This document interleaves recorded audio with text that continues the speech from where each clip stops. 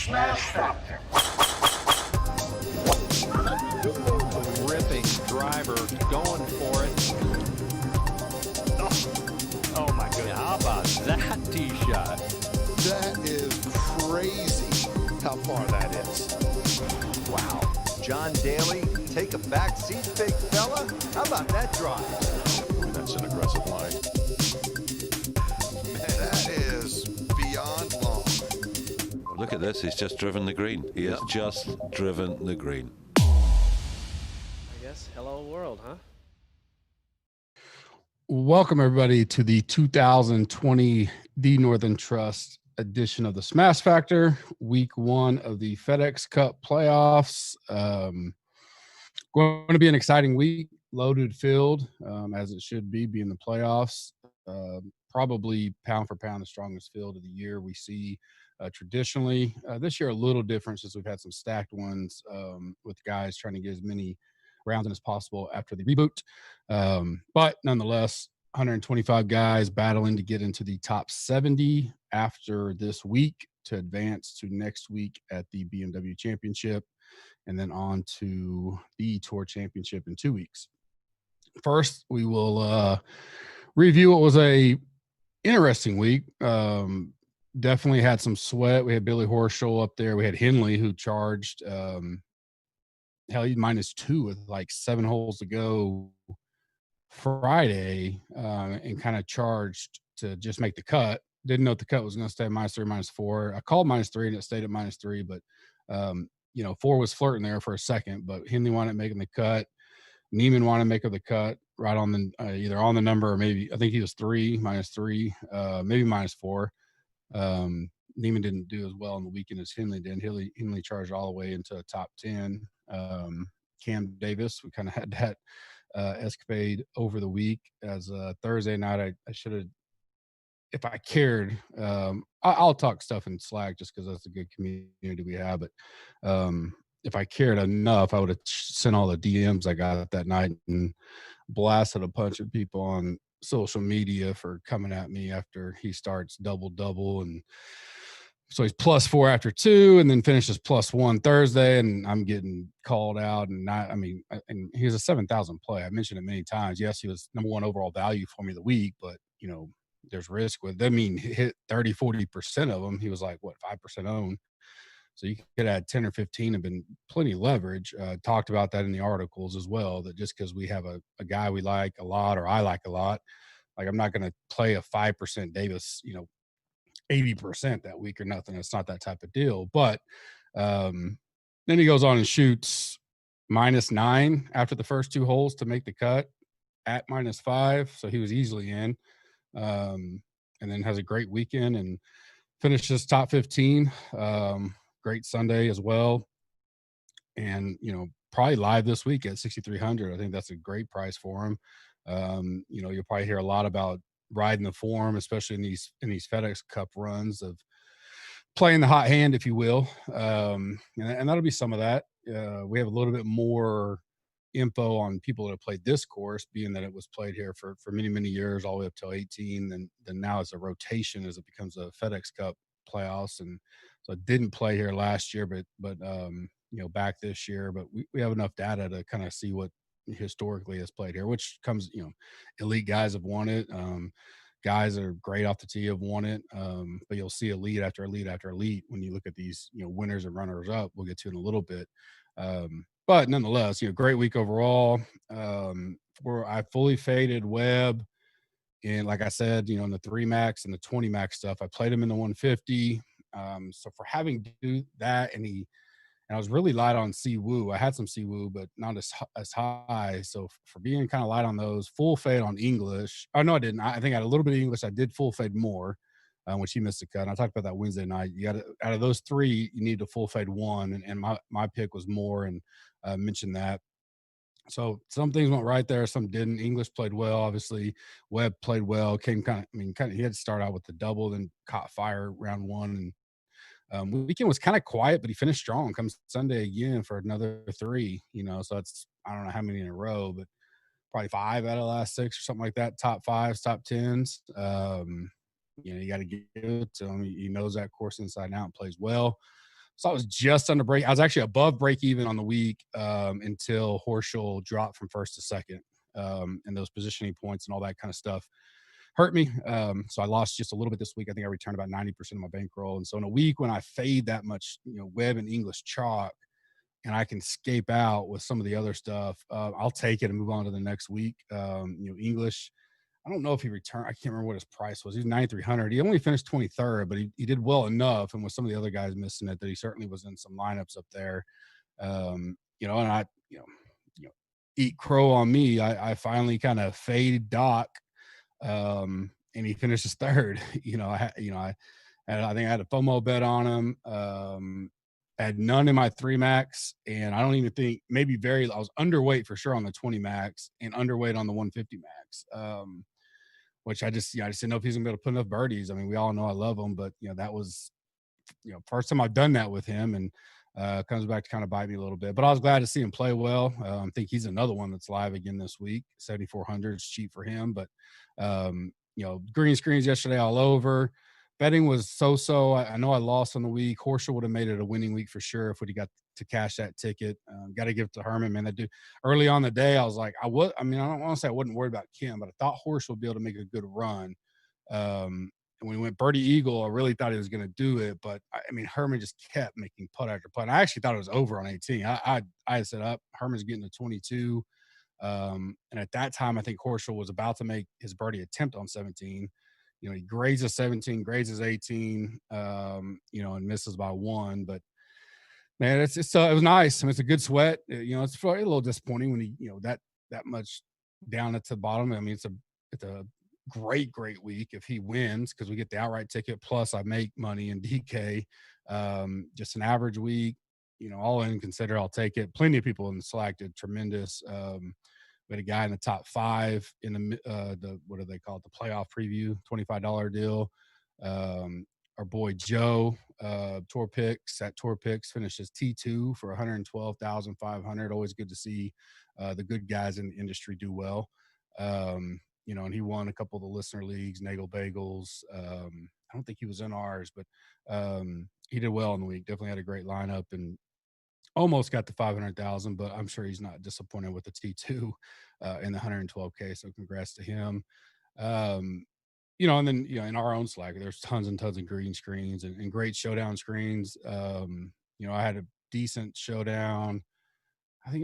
Both days, round 2, round 3, it was like break even. And then round 4, shoot, I think it was probably like average of everybody had about 30 player holes remaining. So about 70%, 80% done with round 4. And I was winning the $20, was in first for 100,000.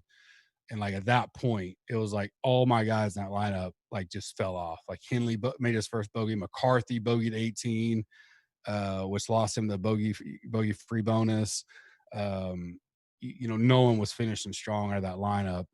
Doc, I think, was just fixing to pick up, and then he bogeyed again. So it was put together well, but just didn't finish strong. It is what it is. You lose some on that, and we move on. So a week I think will be successful, and I think there's some people that may overthink things, and we'll try to keep it like my theory, just kind of going through things last night and today so far is I'm going to keep it simple. Like I'm not going to overthink this week because this is, it's the playoffs. It's typically the cream rises. I think form's really important. I've given a bump to it.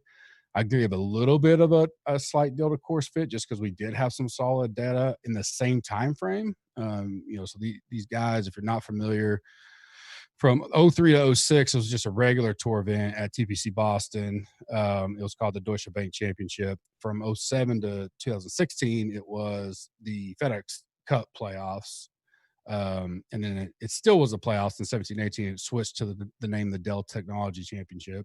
Now the Dell Tech is the match play in Austin.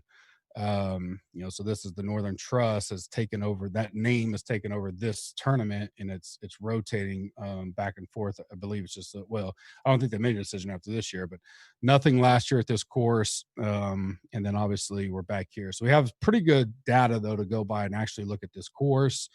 I would remind you, especially if you're a sub, to make sure we've defaulted a lot of the settings to look at the TPC Boston history, course history, and stuff like that. When you're looking in the model and the tools, if you're building your own stuff, don't look at the Northern Trust history, because that's not going to give you an accurate picture of how people have done here at TPC Boston. My rankings that you guys get, it has the TPC Boston finishes, which was those prior names for 16, 17, and 18. Obviously, nothing in 19. So no matter what site you're using, I'd make sure you're not pulling Northern Trust course history if you're a course history type guy, because you're not going to get the TPC Boston history. As always, before we get fully into the Northern Trust this week, go check out Super Draft, gupscorner.com/affiliate. They now have a deal that'll match you up to $1,000. They sent me that over the weekend. That's an awesome deal. We'll upgrade some of our stuff on the website if we haven't already with that. And obviously you can still get the $10 bonus. Use the link on the affiliate page, use the code GUP when you deposit your first time, and get $10 bonus on whatever you put in. But they're matching you, if it's your first bonus, dollar for dollar up to $1,000. Make sure I read that right. That's what they sent me over the weekend. You use the code SMASH20 to get 20% off any package. If you haven't joined us yet, it's a great time. Even if you do a monthly, it'll get you right up through the first week of NFL, potentially college football. We don't know. I know the Big 12 is scheduled to start September 12th. So you at least get, the FedEx playoff cup and the FedEx run for PGA golf. You get, they'd at least give you, if you go through September 17th, at least the first, if not the first 2 weeks of NFL, and then a weekend of Big 12 football. And I know the SEC and ACC, I think, are releasing dates today. I haven't had time. I've obviously been focusing on getting the golf prep ready, but so you get quite a bit of information there. Plus, we're really hot with the NBA playoffs right now, doing well there. MLB with Derek and Todd I've seen so many green screens, and the thing I like about it is I had someone DM me about, you're posting a guy winning $1.25 to promote your site, and I was like, well, yeah, the guy put in like $2.50 among 6 contests, and he made like, I don't know what it was, call it $20-30. Well, ROI wise, that's tremendous for that guy. I don't care what you play for, and that's one of the things we've preached so much is you're creating that ROI and building it. I've seen so many stories in basketball, NBA, Slack, and MLB guys that have started with whatever $20-40, and they've been doing a lot of cash games and doing this stuff and building it over these last 3 weeks on the restart of those. And now their bankroll's way up there, where and that's what we're all about, teaching that process. So yeah, I'm going to post those ROI screenshots, because they matter just as much as a guy that puts 1,000 in and wins 2,000. Double up your money doesn't, the risk reward is definitely different, but to each their own on their bankroll. So we support all that, especially in our Slack. That's one thing that I like about our community is there's no one scoffing at how much money you're playing for at all. I've never, if it has happened, I hadn't been brought to my attention, because I don't really see it, and we certainly don't talk about it that way. Same with betting. You got to bet your bankroll size, not reach for others. Listener League winner last week, we didn't fill. It was the first time ever. I was a little disappointed. We did stretch, and we reached and put it to 700, which was way bigger. We've had it. We made it to 3 max. We came up barely short Saturday morning. I think we missed by like 40 or 50 guys. So probably it's not out yet. I'm waiting on the deal. I will have it in the pod hopefully before I post it. We'll tweet it out and all that, so you'll get all that. It'll be a 3 max. They'll probably bump it down. I'd expect to probably 600 entries this week. So make sure you get in there, help us out, fill that up. Last week's winner, Johnny Pancake. Great week. Had Reed, M, Kim, HV3, Burns, and Davis. So pretty solid lineup there. A lot of guys we were all on last week as far as, overall, HV3, Burns was, like Burns and Davis were 2 of my top ones. Reed's a sneaky play right there. Finished 9th. He continues to, he's one of those guys that, when we're talking about form today, he's a guy that his form's there, and he's got great history here too. So he's a guy I think will be talked up a lot. Kim had the course history. He was number 1 in my course history fit model last week, and didn't know if I could believe it all the way, but not believe it. The whole package, I didn't know if he could do it, but he surely showed up. And I even give him credit for faltering there those first 5 or 6 holes, but he fought back. Which I like that when I see that. He did, he could have just caved, and you saw some frustration with him, but to continue to fight back and still finish 3rd is big for me. And he comes to a course where he's got, for his price, 7,700, he's got pretty good history here, three straight, top 40s or better in 16, 17, 18. So he's a guy that could be on the radar. I like to see I think one of the big deals you'll kind of see just looking at pricing in that area. It's a pretty hot area between Answer, Woodland, Kim, Spieth. Well, not really Spieth, but Wolf is a hot name right now. Kisner finished strong. So a lot of that's 75 to 8. I mean, that's pretty clear. You can see that's going to be that thing's going to be peppered with a lot of picks. So, and Ricky, even, he's 7,900, which you're like, Ricky's not really shown much, but, he has played here pretty decent. Showed some life at WGC, but he's finally kind of priced where you're like, 79 for Ricky. I could take some chances on that. Ceiling still could be up there, and I'm not having to pay 88 or something like that. So lots to dig into this week. Tourney preview, as always, I'll put you towards my guy, Kenny Kim. He puts his full article out on the site, adds to it on Wednesday, does a complete breakdown on his podcast. So be sure to check him out, check his handle out. At Kendo VT, I believe is what it is.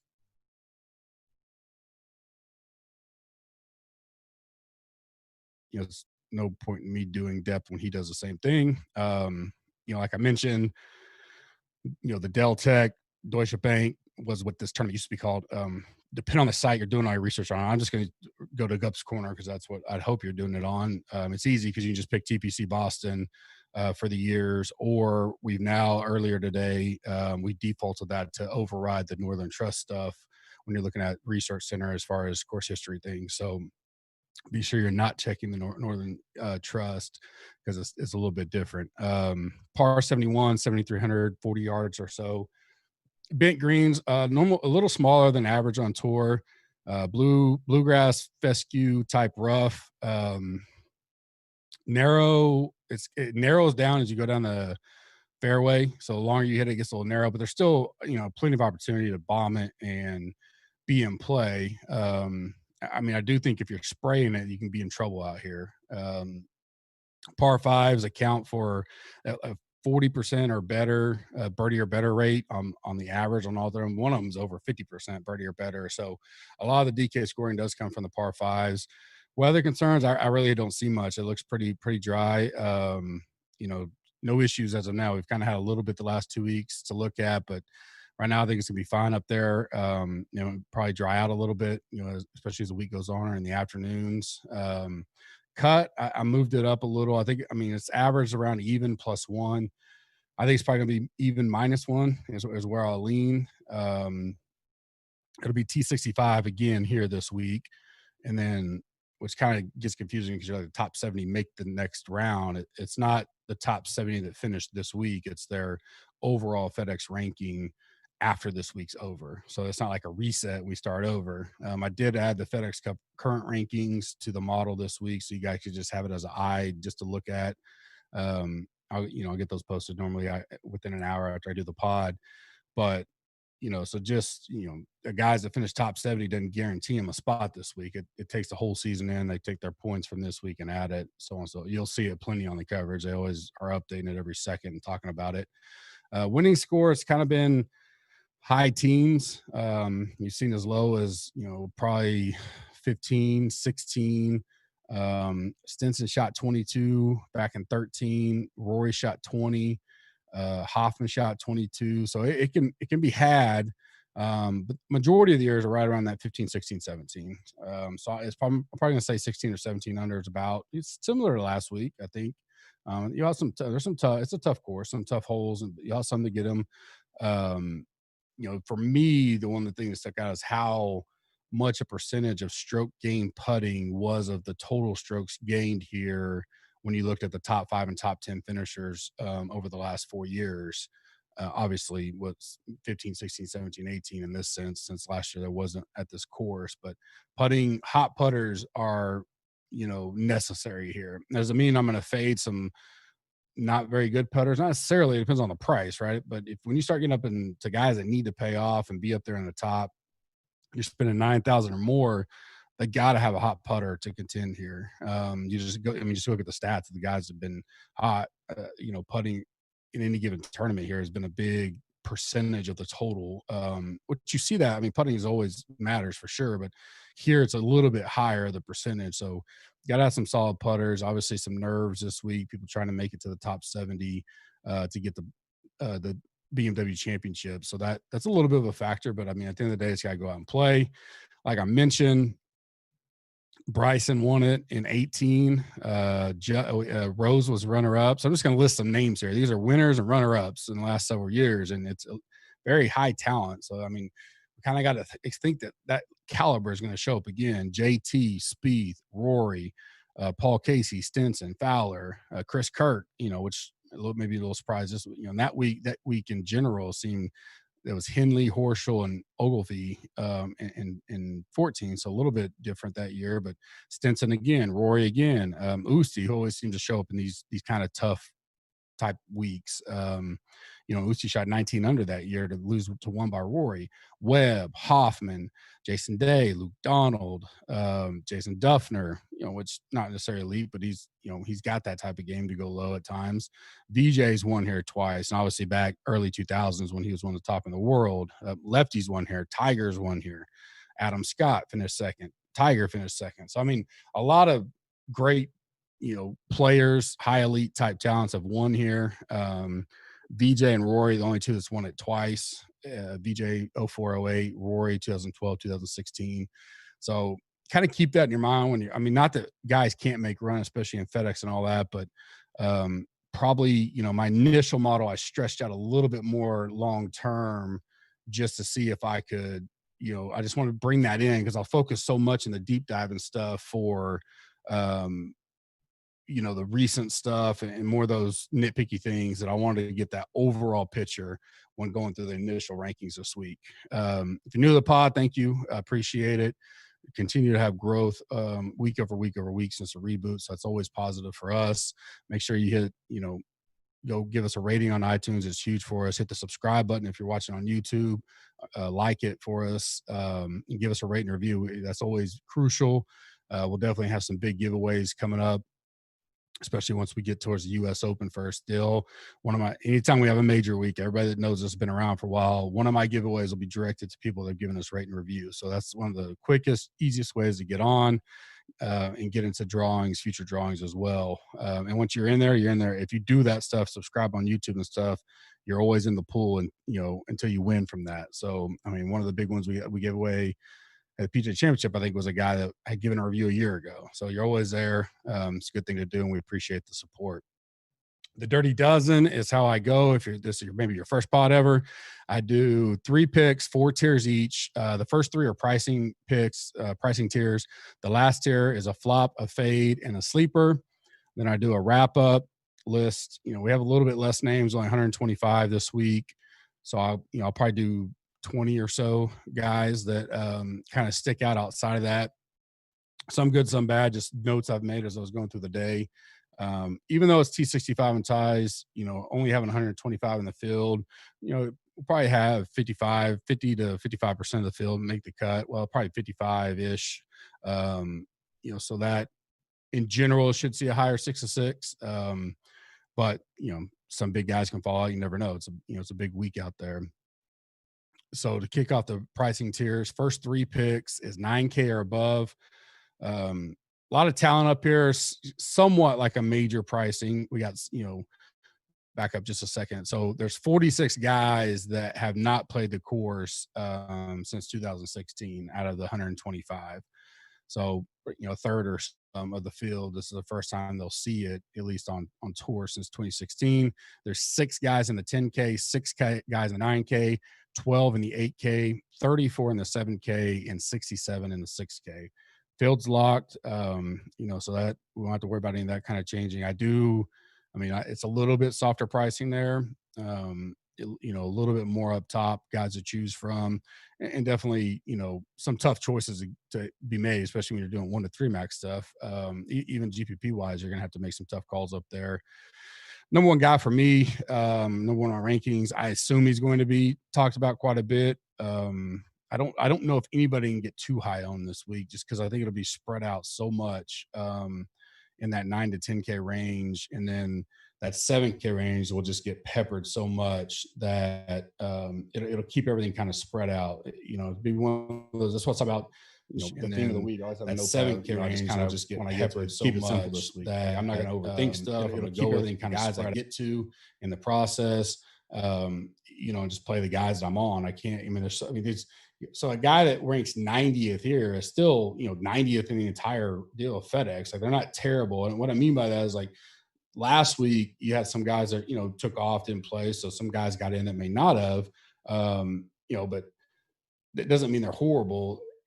There's the talent here, I guess what I'm saying, is a little bit stronger in that 6K, 7K range. Even if they're lower in my rankings, you have to rank them at some point. So anybody can come out and have a hot week, So if you get to a guy through your process, I wouldn't overthink this week by any means. And JT is going to be a guy I go to. Number one on my stats, number one on my recent form. He missed a cut here in 16, but he won it in 17, won it, or 24th and 18. He always tends to show up in the tour championships these 3 weeks. He's a gamer, in my opinion. He is the highest price, so I'm wondering if that keeps some people off of him. But there are enough mid 6K guys that I like this week that I don't mind paying up, especially if he winds up being a little lower owned with all the talent up there this week. Next for me, Reed. Similar deal. He's a grinder. He loves the big show, the big time. He likes this time of the year. He finished 5th here in 16, 6th here in 17, 35th and 18. Recent form, he's 21st for me overall. Stats, he's 11th. 9K for him actually feels a little cheap. I know that. I mean, you got to price him somewhere, right? And they can't all be too high, but I think we're getting pretty good value there. I don't know where the industry will be on him, but I certainly would go back to him, especially at that price. I think it really sets you up to be able to do some good builds. Whether you go balance or even if you want to get someone up top, there's going to be some of these other 9K guys that could be possibly higher owned as well. My last one was tough because I do like DJ and Brooks. Potentially, the only thing that posits me there is the price. Like, he's so much lower than these DJ, Rom, all those guys that made it tough for me. And I think, Rom, I'll talk about in the wrap up. I think he's going to be probably one of the highest on the slate on because of the price being the cheapest in that 5K or 5,000 or 10,000 above. So I'm going Cantley. I don't know where he's going to fit in this week in general. He's got a 13th and a 24th here. Last 2 weeks on tour, WGC and PGA, not great by any means, 35th and 43rd, but I watched a lot of the PGA as well, which obviously played super tough. He grinded, did well.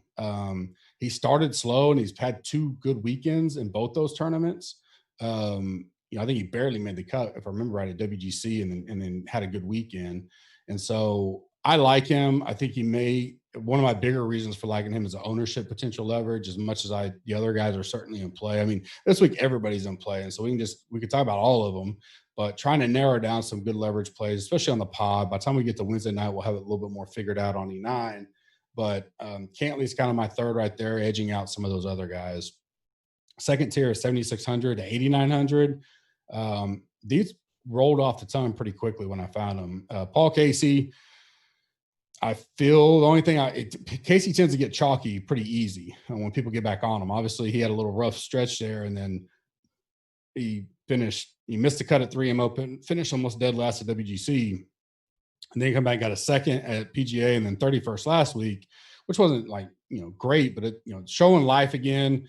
Definitely hitting the ball better than say a Rose. Like Rose, I'm interested to see where the community goes on him because I played him last week. I put my stuff out there every week that, and he was one of my top 3 or 4 highest owned. One of the reasons why I didn't do, really well, even though I broke even, he's got great history here, but he did not look like he's hitting the ball good still. I think it's a catcher, hit or go with him. PGA, he was able to grind out, got a 9th, but you go back before that, and he was not playing well. And last week, it wasn't like he was just slightly off. He looked like he was struggling to find it.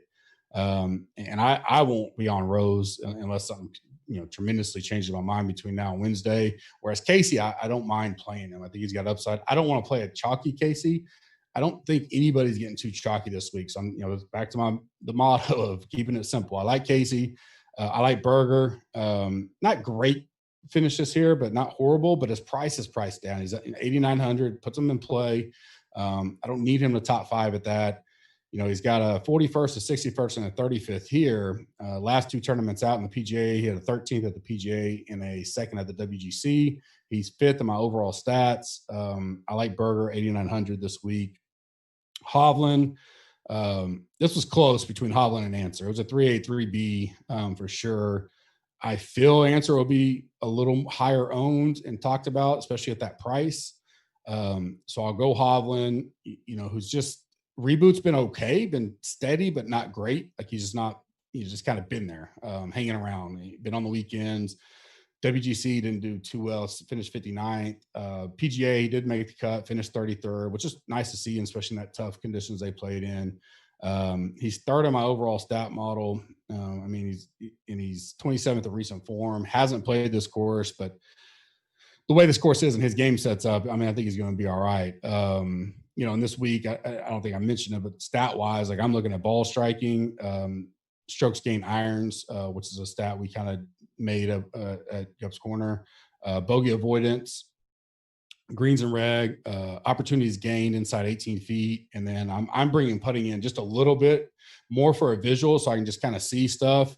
But putting matters. And so I want to see how these guys have done on bent grass, especially in the last, I'll look at recent form and long-term, and I'll bring it into the deep dive model as well. But Hovland's just top 6 across the board on most of those things. He's 20th in bogey avoidance, which isn't terrible. Mid-range putting, which is okay. We know he can struggle putting, but he can also putt well enough to top 5 any event. And at 8,200, he seems, low price, but it's just that eye candy type stuff with the price. You got to remember who he's in the field with, and he's probably really not that bad price. But like I take Hovland over at Casey for 300 cheaper, but I like them both. So they both fell in. Answer just on the outside out in that tier, but I went Casey, Berger, and Hovland, 7,600, 8,900. Third tier, 7,500 or less. I'm gonna go back to Henley. Ball striking, he's number 1. Short gain iron or stroke gains iron, he's 2. Greens and reg, he's 3. Opportunity gains, he's 10th. Bogey avoidance, he's 12th. He's right there. Doesn't have like tremendous results here. Miscut 40th, 58th. But once again, the pricing allows for that. 7,300 for him. Coming in great form. Had a 9th last week, 37th at the PGA. If he can get any kind of putter game going, we know he struggles there. He can contend for sure, and at least make the cut, and then give us hope on the weekend at 7,300. That's all we want from Henley. Second is Redmond. Going to go back there, 7,400 last week. Third, then a 29th at the PGA. Hitting greens and giving himself opportunities. He's number 1 in the field by far. He's 11th in ball striking, 14th in bogey avoidance. He's mid-range on putting in the bin area. We know he's has trouble putting, but he really seems to putt it. He really seems to be putting a lot better. At least not getting horrible where he'd have like almost like a Benny on for some tournaments. You go back 6 months ago, maybe even before the break, the reboot, he would have, a 12-footer, and all of a sudden he's barely making the 3 putt, and those just killed him so much because anybody that's followed him like we have, he gets on some birdie runs. He can birdie like no other. He would just always have like a crash. It'd just be like a bogey, a double bogey. And you're like, what just happened there? And it was a train. And, that roller coaster with him was crazy. Seems to have fine-tuned some of that and focused in. And I love the price at 7,400. I'll have plenty of Redmond this week. Will not be one of my under-owned leverage fades this week. I will play him up, and hope he continues that hot streak. And the last in this range is HV3. Good track record at this course. Again, he's just 7,400 as well. He's 7th in my stat model. He finished 7th last week at the Wyndham, 29th at the PGA. So it's a pretty good form coming in. He's 18th in recent form model all the way around. So at that price, again, these kind of guys, all 3 of these guys, if they make a cut and can give you an upside run, those are the kind of guys you're looking for when you're in that mid to low 7,000 range, or even into the 6s. The cut made is important, but you want to have cut made with some upside, some ceiling, to get you a chance to get in, especially the big GPP type stuff. Obviously, 1 and 3 max type builds, first goal is probably 6 to 6, have pretty safe, steady with upside as well. But GPPs, you got to take a little bit more risk. 4th tier, flop, fade, sleeper. My flop, you can probably already guess it, is Rose. 8,000. I think it's gonna be hard pressed for him to make the cut in this field, to be honest with you. He's 109th in the FedEx rank. I mean, he needs a good week to get to next week. I just don't see it. And he was just so off. And it wasn't, there were so many parts of it, off the tee, some iron game, some wedge game. I mean, it wasn't as sharp as he typically is. Can he certainly show up in top 10? Yeah, he did at the PGA. No one really thought he was going to do it there either. And, but I don't think he'll garner as much ownership because of how bad he played. He's certainly a bounce back potential from last week. And maybe he becomes like 4% or something, 6%, and he's a good GPP play, in that 150 type build. But I don't see him at all in a 3 max or a 20 max for me right now. He does have good history here, a 57th, a 10th, and a 2nd. So every time he's played it since 16, he's gotten tremendously better. So he obviously likes the place, but he was in much better form back then than what he is right now. So my flop is Rose. My fade is Webb. I don't know how to gauge Webb going into this week. 9,500, and with everything else that's around him, obviously he's off Bermuda, which, is his best statistical putting. Last week was, home course, and I think that allowed him to overcome some of the bad stuff he had there early, but he wasn't sharp. He just finished strong, which is good. I mean, you can't take that away from him. He doesn't have the best record here either. He had a miscut, a 75th, and a 49th. So at 9,500 with that, if he's going to garner some ownership, which I imagine he will, he's playing tremendous. One of the top in the league on the tour as far as recent form goes, a 12th, a 37th, and a 3rd the last 3 weeks. It's hard to argue against him, but it's hard to find a true fade, this week. And for me, that's one that if he's going to get up, it's a spot that I think he could disappoint at that price tag. So I think I'd be off Webb, maybe under owned. And maybe I'm shocked by Wednesday and he's not much talked about. I'm assuming he will be with how he's been playing lately, but we'll see on that time comes Wednesday. Sleeper, I'm going to go back to the well with Davis. Kind of mentioned it earlier. I don't think the pricing is enough for him. I mean, 6,300 is tremendous value. All he's got to do is make the cut, right? And he's returning that money value. He's 3M Open, he got 12th. Wyndham, he got 15th. Stat-wise, he's 21st. He's never played here, so no history per se. But the way he plays and the way he can get at it, we saw that last week. Although he has those blow-up holes, he can get birdies and streaks in a hurry. And I really think he'll be able to compete. He'll take that, strong finish on the weekend, roll into this week, and he could be one of those guys that playing so well right now that you just ride him to the FedEx. The 6,300 is ridiculous to me. So I'll take that, and that'll allow me, if I want to get 2 10Ks up top if I want to kind of build around there. But or whatever, I could do 1 10K and 2 9s or high 8 9. It gives you some leverage to build when you start out with the guy 6,300 that you feel that good about. Certainly will be in my consideration for a 3 max build as well, even at that price tag. So that kind of rounds out the 4 tiers. Wrap up, roundtable wrap up. Morikawa, I like him a lot. I'm assuming he's going to be super talked up this week for obvious reasons. I'm waiting to see. I want to see where the ownership kind of comes in on him. Between him and Rahm, I think those two are going to be crucial decisions because I think because of their price, they're going to get talked a lot. I think some people you could pair them, and that's a way to be unique. I don't want to get too chalky on things like that. So I have to see kind of where we are Wednesday, but we know Morikawa, he's great, obviously tremendous, but he can struggle putting sometimes, maybe a little around the green, chipping at times. He certainly has a high upside. He's playing great, but, there could be a spot to potentially fade. Now, what I don't know, and this isn't really a fade or any of that kind of stuff, just talking through some guys, is between him and Rahm, I think I want to try to be overweight on one.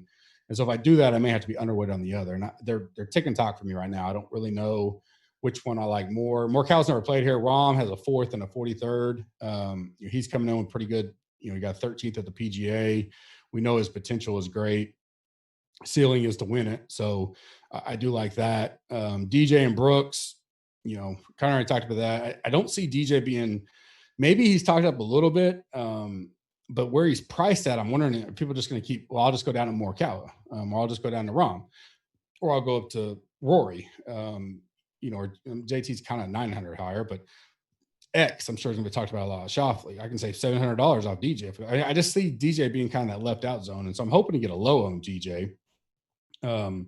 He's got he's got tremendous history here. An 8th, an 18th, and a 7th the last 3 years. He's coming off a 12th at WGC and a 2nd at PGA. I trust his overall game in this spot way more than I do Brooks at the moment. So Brooks is obviously $1,300 cheaper, so I'm not comparing the two, but they were right on the out. DJ was certainly right on the outside for me up in that top 3, but I don't see many people getting to him. Be interested to see what the industry's like, but I like DJ this week. I'll have plenty of him. Rory's a kind of question mark. Game's not as sharp. Definitely plays this course well. Like we said, he's won it twice. First and 16. He did miss a cut in 17, so he's not prone to doing bad. And a 12th and 18. So, not horrible. I mean, definitely great. Miscut in there, but he still can go here. But the last 2 outs, 47th at WGC and the 33rd at PGA, and he's been off, especially with some of the parts of his game we thought are some of his strongest generally. Now the week off may have helped him. He's a guy I think can get dialed in. I will take a low owned Rory. I just wonder, are we going to get there? He seems to always still climb up that ownership top, but at 10-8, I'm more comfortable going up to Thomas or down and saving money on many options below him. And I think most people are going to think like that. So I think I'm interested to see where he's at. I certainly GPP wise, I'm building 20 or 50 lineups. If I can get a 12, 13% Rory and get a little overweight, that may be something I do this week. But, he's something to keep our eye on. Answer we kind of already talked about. I think he'll probably be one of the chalkiers on the slate. He's been pretty high up owned in his recent ones, 7,700. Feels too cheap for him. Matsu, I like him. 8,600 is a great price for him this week. Last 3 times out at this course, a 15th, a 23rd, and a 4th. Last 2 tournaments, a 20th and a 22nd. So ball striking, he's one of the best in the field. We definitely get around the green if he needs it. So putting is always his deal. We know that. Good price. Don't know how much you really can get talked about other than the price. He may catch some love there, but he's around a lot of great guys as well. Next right above him, Finau. I like Finau this week. Again, 8,800, plays well in these bigger events. He's got a 24th, a 65th, and a 4th. His last 3 tournaments out, a 3rd, a 65th, and a 4th. So played great at the PGA and 3M Open. Good price. He's pretty solid. I mean, he tends to be right around there, top 10 in it, or he'll backdoor it on Sunday. Certainly worth a look. Adam Scott, second tournament back, shook off the rust, still made the cut and played decent. Got a 22nd at PGA. I like him. He's got a 4th here, a missed cut and a 49th, so mixed bag results. Jason Day, 9,300, a 15th, a 25th, and a missed cut. He's in as good a form as anybody when you look at overall stretch, go back 6 to 8 weeks. Last 2 out, a 6th and a 4th at the WGC and the PGA. So, certainly worth a look there, especially 9,300, and that's one thing I'm like, are people going to go to Jason Day over Brooks, 9,300, 9,100? Don't know. Reed's $100 cheaper than Brooks. I see Brooks being super low owned, and that's a spot that I'll take because I don't have to get much leverage on the field on that. But I do like Day this week. Hatton's worth a look, 8,000 even. Only played it once. He got a 12th. Form's not been so great. He finished almost dead last at WGC and a miscut at PGA. He has 19th on FedEx, so he's probably got his ticket next week no matter what. He's not going to – I don't think he's going to drop 50-something spots, even with a missed cut. But maybe take an eye on him, possibly be low-owned. We talked about Schauffele. He'll be highly talked about and highly owned, no doubt, this week. Deservedly so. Fowler, cheap for that price, potential upside. Griot, now some of these are starting getting into some GPP type talk. Griot's got good history here. A 33rd, a 22nd, a 7th, $7,000. English, $7,600, back to the price we kind of feel comfortable with. Great form coming in. He has a 41st here in 2016. Woodland, talked about him a little bit earlier. Seems cheap at that price. Siwoo, we talked about him. Spieth always comes down to me for ownership type deal. I mean, he's not getting owned very much, deservedly so. He's doing enough to get by, but he's making the last 3 cuts, a 30th, a 71st, and a 72nd. He just can't put it all together again. But at 7,800, I still like him. He's got great history here. A 21st, a 2nd, a 12th, obviously a different speed back then. But if I'm going to get that 5 to 6, maybe 8% speed, at that price, I certainly will take my piece of it in some GPP stuff. Glover, I like a lot. Super price under. He'll probably be one of the higher owned in the 6K range at 6,900. He had a 30th year in 2017. He's not come back from the reboot great. Now he's had some close calls, but he's missed the cut the last 3 out. 3M Open, PGA, and Wyndham. So I could see some people being off him. I definitely like others better, but he's a guy to keep your eye on. Wolf, I like. Great form coming in. I think this course will fit him well. And then a few more. Garnett, Kisner, Neiman, and Usti were guys that kind of picked my brain. Then last but not least, certainly Tiger. I'll be interested to see where the community is on him. Certainly priced down, 8,700. That puts him, make a cut, top 30, top 40, got some upside. Really hadn't been too far off. He just struggled putting is what it seemed like, especially at the PGA. A 24th here in 2018 when he wasn't, he was still struggling back then. Any stats you pull and everything, he's not going to really look good, because after the Masters last year, he went kind of downhill. So if you go back like a year, he's not looked good in much stats. So this is, if you play him, it's a pure, he wants to make a run and he's going to be ready this week type of deal. And you just got to trust that his game's there and he's ready to grind. Now that he's not like 93, 9,400 or more, a top 30-ish gets you okay with him. I don't think he's going to really be high up and talked up and owned. That price level is right around some of those other guys we talked about earlier with Finau, Scott, Matsu, those kind of guys, Paul Casey, Berger. So I think it's going to be so spread out right there. I think you can get a low on Tiger and play him. A little bit more in depth right there this week. It's a big week, important week. All these guys have earned it. They've all finished top 25 or 125 in the FedEx Cup. So really there's just so many that you're splitting hairs this week. I mean, there's really not a big difference when you start sectioning these guys off and go, okay, between this section, is this guy that much better than all the rest? Probably not. So it's really going to come down to that deep dive, grinding it out, and getting through our whole process and kind of see where we are. And I think in a week like this, where you have, 65 out of 125 or more, with some ties making the cut, I think ownership is a leverage spot this week, that because you're so close in some of these, especially when you're getting down to the dollar range. I mean, if I can, player A and player B, there's like a 2x the field difference, I'm going to take the player B at half the ownership more times than not if they're very close. And so that definitely dictates stuff come Wednesday. Top 10 quick pick outrights that I kind of like just off the cuff. Henley, Casey, Berger, Answer, Hovland, Cantley, Matsu, Doc, DJ, and Reed. Not sure where I'm going to go yet. You start getting down that lower end of the board where, Cantley's, DJs and stuff, it kind of shores your card up pretty quick. There's some good value ones that, Doc 100 to 1, Henley 125 to 1. So you can mix bag it there. In general, we've seen that, elite cream to the crop kind of rise here. And so probably leaning somewhere on that way, just not sure where I want to go yet. I didn't make any quick bets today. I kind of let it drift a little bit with so many people clicking, snap reaction. I want to see where people go. And I'm sure, Morikawa, JT is going to be kind of popular, deservingly so. So I want to see where things kind of move around. I will have a bet on Doc for sure at 100 to 1. So if you want that as a kind of your free play, he's a guy that I will definitely bet and top, each way if you're outside U.S. or top 5 if you're in U.S. One and done. This is part of the major segment, I'm pretty sure.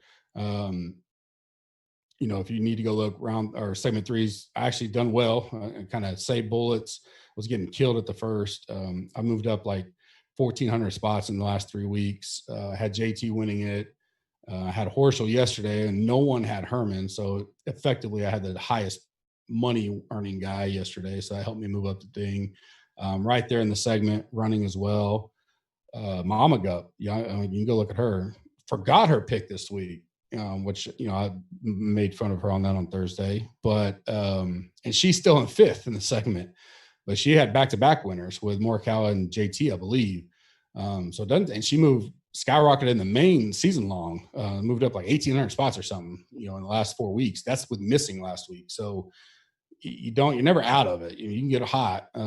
She's 5th in the overall for segment 3. So you can get there quickly. So don't give up, especially in this big money field. This is a $9.5 million pot.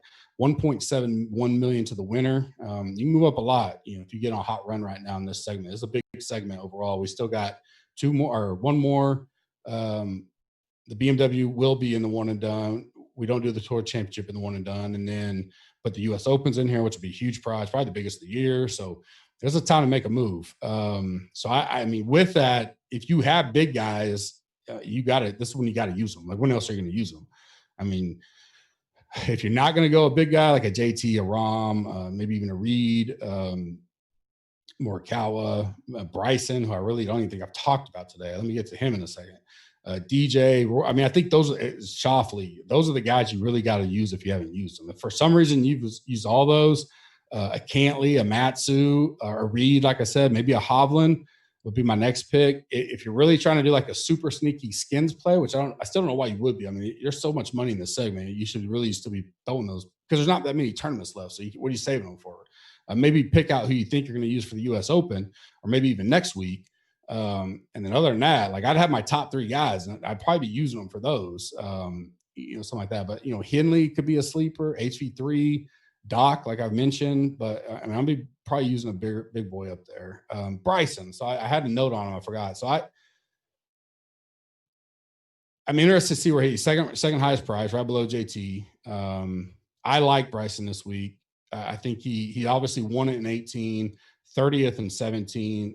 He had a 4th at the PGA, a 30th at the WGC.